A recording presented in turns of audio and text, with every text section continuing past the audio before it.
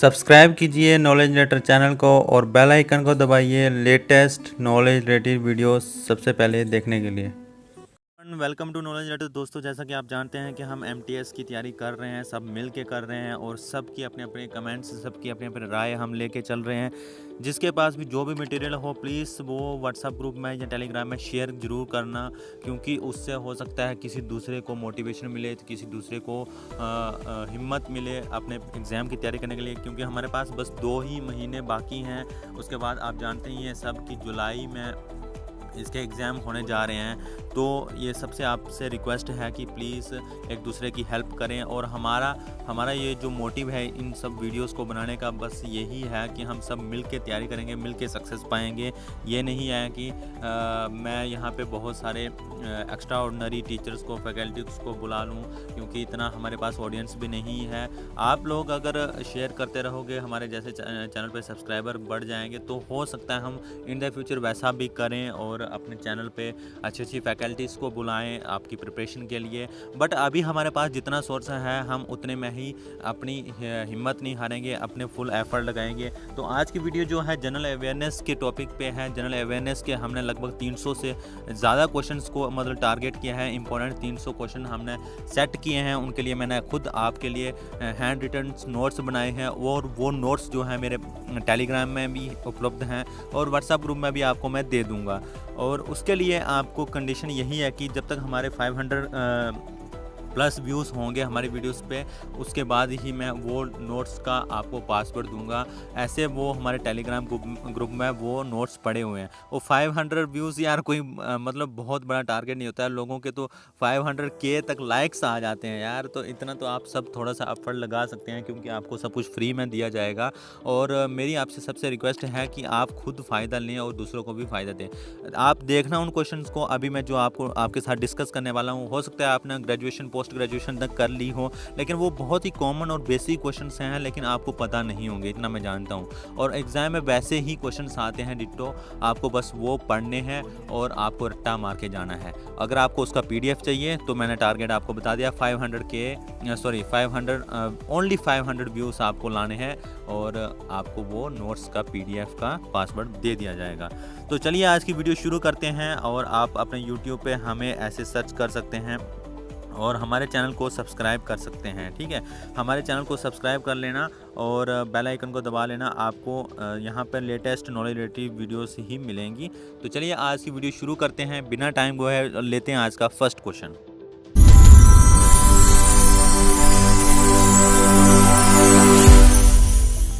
तो देख सकते हैं कि मैंने आपके लिए सब अरेंज किया है। ये 200 क्वेश्चंस का सेट है और बाकी क्वेश्चंस जो है 100 क्वेश्चंस और हैं, वो भी आपके सामने उपलब्ध होंगे बहुत जल्दी। ठीक है, आज की वीडियो में हम सिर्फ 30 क्वेश्चंस लेंगे। 30 क्वेश्चंस के बाद हम नेक्स्ट वीडियो में कर लेंगे और 30 क्वेश्चन ऐसे 30 क्वेश्चंस करके हम 300 क्वेश्चंस को टारगेट करेंगे और हमारा जनरल अवेयरनेस का टॉपिक कंप्लीट हो जाएगा। यानी कि 25 मार्क्स में से हमारे मिनिमम 20 मार्क्स तो आने कन्फर्म हैं।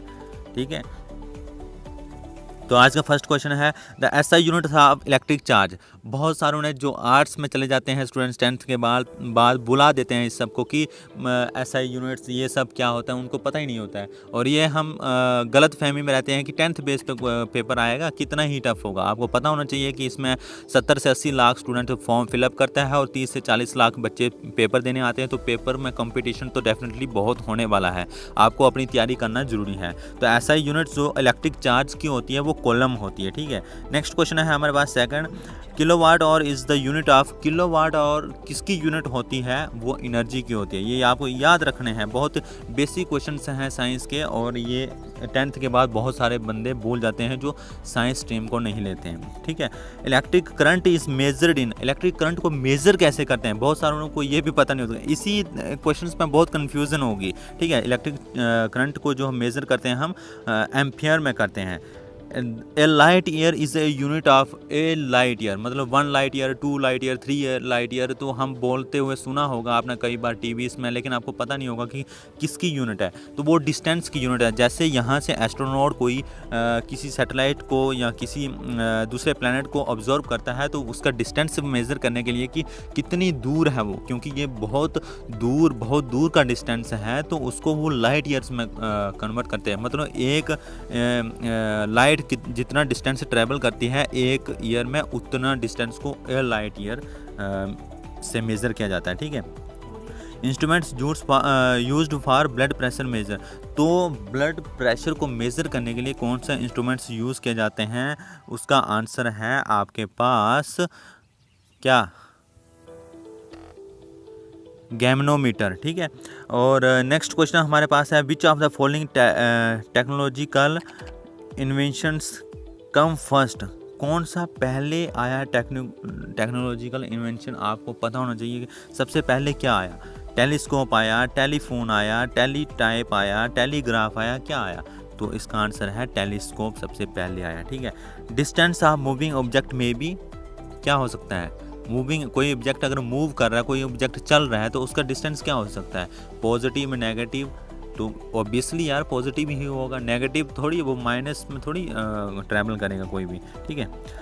The work of A rocket is based on the principle of working, किस प्रिंसिपल पर रॉकेट का वर्किंग जो है बेस्ड होता है। रॉकेट मतलब किस प्रिंसिपल पर काम करता है, कंजर्वेशन ऑफ मूवमेंट पे काम करता है। Newton first law is based upon, Newton first law of किसके ऊपर बेस्ड है, ये उन लोगों को पता नहीं होगा। जो डेफिनेटली बता रहा हूँ, जो 10th तक स्टैंडर्ड के हैं, उन्होंने 11th में छोड़ दिया साइंस को, तो उनको ये डेफिनेटली नहीं पता होगा कि न्यूटन का लॉ कौन सा क्या है। तो ये लॉ ऑफ इनर्शिया जो है ये न्यूटन का फर्स्ट लॉ है। ठीक है। और 11th क्वेश्चन क्या है हमारा, an electrical force is required to keep a body in motion, who give this idea, ये आइडिया किसने दिया है, ये आइडिया किसने दिया? तो ये आप इस क्वेश्चन को आप गूगल कर लेना एक बार फिर से कंफर्म करने के लिए। ठीक है। तो इसका आंसर आपके पास है एरिस्टोटल, पता नहीं क्या है, अजीब से नाम है। और नेक्स्ट क्वेश्चन है हमारे पास 12th क्वेश्चन, ये याद रखना बहुत ज़रूरी है, ऐसे ही क्वेश्चंस आते हैं यार एग्जाम में। ठीक है। क्वेश्चन नंबर 12 है हमारा, the SI unit of pressure P = F/A = N/m²। ये N/ क्या है, न्यूटन पर मीटर स्क्वायर, और F/A क्या है, फोर्स अपॉन एरिया। ठीक है। प्रेशर इक्वल क्या होता है, फोर्स अपॉन एरिया होता है, और फोर्स की यूनिट होती है न्यूटन, और एरिया की यूनिट होती है मीटर स्क्वायर। तो ये क्या है, न्यूटन पर मीटर स्क्वायर। ऐसा ही यूनिट पूछ रहा है प्रेशर की। ठीक है। तो ये आपको सॉल्व करके बताया है कि प्रेशर इक्वल टू होता है फोर्स अपॉन एरिया, और फोर्स की यूनिट होती है न्यूटन, और एरिया की यूनिट होती है मीटर पर स्क्वायर। ठीक है। मैं ये ले लेता हूँ यार स्टिक, आपको बहुत सारों को दिक्कत हो रही होगी। ठीक है। ये लिखा हुआ है। और उसके बाद प्रेशर क्या है, स्केलर क्वांटिटी है, वेक्टर क्वांटिटी है, तो कौन सी क्वांटिटी है, ये स्केलर क्वांटिटी है। ठीक है। आपको पता होना चाहिए स्केलर क्वांटिटीज़ और वेक्टर क्वांटिटीज़ कौन सी होती है। ठीक है। वेक्टर क्वांटिटीज़ वो होती हैं जो हमें डायरेक्शन दिखाती हैं। ठीक है। और स्केलर क्वांटिटीज़ वो होती हैं जो हमें डायरेक्शन नहीं दिखाती है। मतलब जैसे कि प्रेशर हमारे इसमें कौन सा डायरेक्शन दिख रही है, इसमें प्रेशर क्या है, दबाव है। ठीक है। और वेक्टर क्वांटिटी वो होगी जैसे कोई डिस्टेंस ट्रैवल कर रहा है 2 किलोमीटर 3 किलोमीटर ऐसे। ठीक है। और इसके बाद आपके पास नेक्स्ट क्वेश्चन है, the shape of rain drop is spherical due to, एक बारिश के तिनके की शेप जो होती है ना वो स्पेरिकल होती है, क्यों होती है, सरफेस टेंशन आप बहुत सारे नहीं जानते होंगे। सरफेस टेंशन एक फोर्स होती है किसी भी वाटर या लिक्विड के सरफेस पर, उसके कारण वो स्फेरिकल शेप में आता है। ठीक है। वाटर का ड्रॉप जो होता है ये ऐसे पूछ सकता है कि उसकी शेप कैसी होती है, तो उसकी स्फेरिकल शेप होती है। ठीक है। नेक्स्ट क्वेश्चन है 15 question, who define the law of gravity, law of gravity किसने डिफाइन किया, ये सबको पता है न्यूटन ने। न्यूटन के ऊपर ही सेब टपका था, उसकी खोपड़ी फूटने के बजाय यार उसने खोपड़ी उसकी ज़्यादा चलने लगी और पूरा हमें ये सब पढ़ने के लिए मजबूर कर दिया। ठीक है, 16 क्वेश्चन लेते हैं। Boiling point of water is, water का बॉइलिंग पॉइंट क्या होता है? अब आप सब ये जानते हो कि यही जानते हो कि 100 डिग्री सेल्सियस पे वाटर बॉयल करते हैं, बट ऐसा नहीं है। उसका बॉइलिंग पॉइंट जो है 212 फेराडेस है। ठीक है, और नेक्स्ट क्वेश्चन, क्वेश्चन नंबर 17 हमारे पास जो है, a refrigerator works on which of the principle, किस प्रिंसिपल पर रेफ्रिजरेटर काम करता है? आपके घर में रेफ्रिजरेटर होगा, फ्रिज सबके घर में है, ठीक है, वो किस प्रिंसिपल पर काम करता है? तो उसका आंसर है इवेपोरेशन। ठीक है, नेक्स्ट क्वेश्चन हमारे पास एक्चुअली आगे पीछे हो गया नंबर। क्वेश्चन नंबर 18 है हमारा, the sound having a frequency of 20 hertz to 200 hertz are kilometres, नहीं किलोमीटर नहीं है, आर ऑडिबल।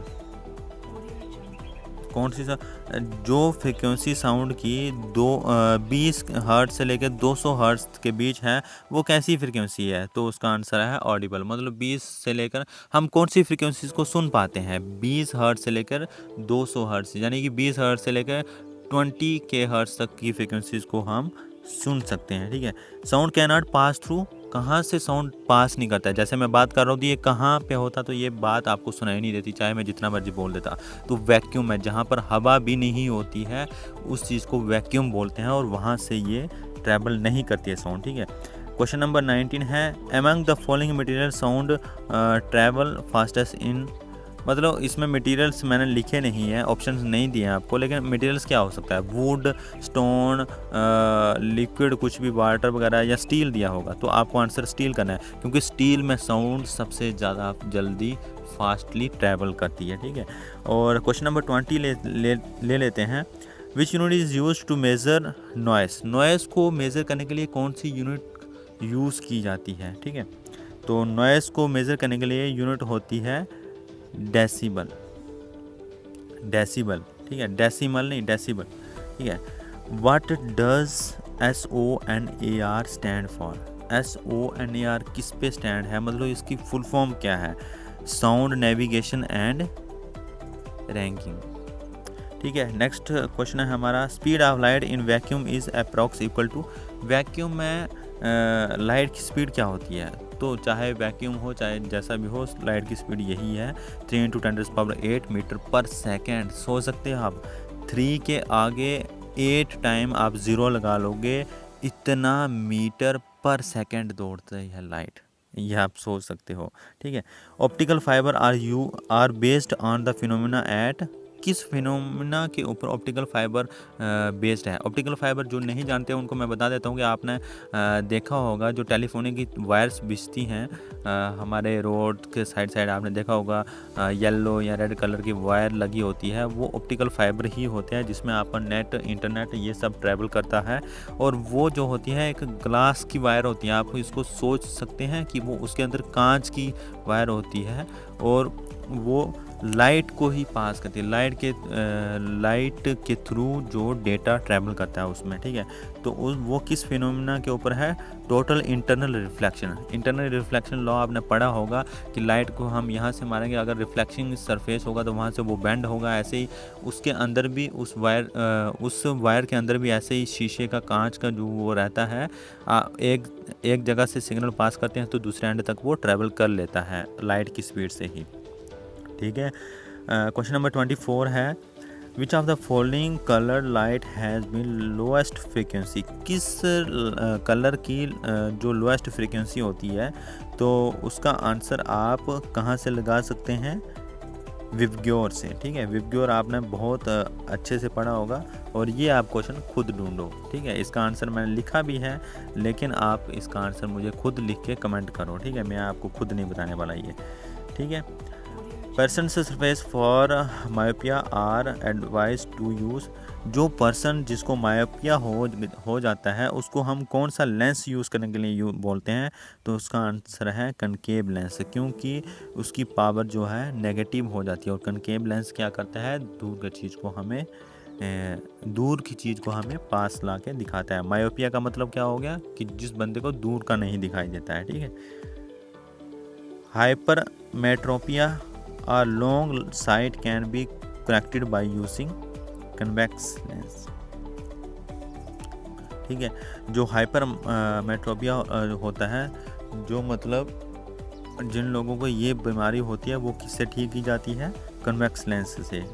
आपने देखा होगा कन्वेक्स लेंस से मोटे मोटे शीशे लगे होते हैं कुछ लोगों की स्पेक्स पर, कुछ लोगों की चश्मे पे। ठीक है, नंबर 27 है हमारे पास, best conductor of electricity among the following copper, iron, aluminium, silver. तो इनमें से बेस्ट इलेक्ट्रिसिटी कंडक्टर क्या है, मतलब जिसमें इलेक्ट्रिसिटी जल्दी से ट्रैवल करती है, वो क्या है? वो है सिल्वर। सिल्वर में सबसे फास्ट इलेक्ट्रिसिटी इनमें से ट्रैवल करती है। ठीक है, क्वेश्चन नंबर 28 है, filament of light bulb is made up of. Light bulb का फिलामेंट किससे बना होता है? तो उसका आंसर है टंगस्टन। ठीक है, the latest discovered state of matter. Matter की कौन सी लेटेस्ट स्टेट जो है डिस्कवर हुई है? आप ऐसे तो जनरली जानते होंगे सॉलिड, लिक्विड और क्या है, और सॉलिड, लिक्विड और गैस, ये तीन चीज़ें क्या होती हैं? मैटर होती हैं। लेकिन एक और डिस्कवर हुई है, उसको क्या बोलते हैं? BEC। उसके बाद हमारा आज का लास्ट क्वेश्चन है question number 30, conversion of liquid to gas is called. Liquid से गैस को कन्वर्ज करने के लिए उसको क्या बोलते हैं? एवेपोरेशन। तो ये थे हमारे आज के 30 क्वेश्चंस। कल हम लेंगे नेक्स्ट वीडियो में 30 और क्वेश्चंस। ऐसे 30 क्वेश्चन लेके हम डेफिनेटली अपने 300 क्वेश्चंस का टारगेट कंप्लीट करेंगे। और जनरल अवेयरनेस का आपका ये टॉपिक जो है, ये क्वेश्चन बहुत ही इंपॉर्टेंट है, हर एग्ज़ाम में आपको पूछा जाएंगे। ज़रूरी नहीं है कि SSC MTS की आप तैयारी करने, तो उसी में कोई भी कॉम्पिटिटिव के लिए आप बैठोगे तो आपके लिए ये डेफिनेटली बहुत ही इंपॉर्टेंट क्वेश्चंस हैं, आपको पक्का एग्ज़ाम में पूछे जाएंगे किसी भी हाल में। ठीक है, तो जो लोग जिनको भी सेशन थोड़ा पसंद आया हो, जिनको भी क्वेश्चंस अच्छे लगे हो, तो प्लीज़ लाइक, शेयर और सब्सक्राइब करके जरूर जाना। चैनल पे नए हो तो हमारे साथ टेलीग्राम में ज्वाइन कर सकते हैं। आप डिस्क्रिप्शन में दिए गए लिंक पर क्लिक करके आप टेलीग्राम में ज्वाइन कर सकते हो। हमें इंस्टाग्राम पे फॉलो कर सकते हैं, आपको मैं ID डिस्क्रिप्शन में दे दूँगा, और आप प्लीज़ सब्सक्राइब करके जरूर जाना। और PDF चाहिए होगा तो उसके लिए मैंने आपको पहले ही बता दिया है कि 500 का टारगेट इस वीडियो पे कंप्लीट करो, इसका PDF आपको 30 क्वेश्चंस का मिल जाएगा। Thank you, bye bye.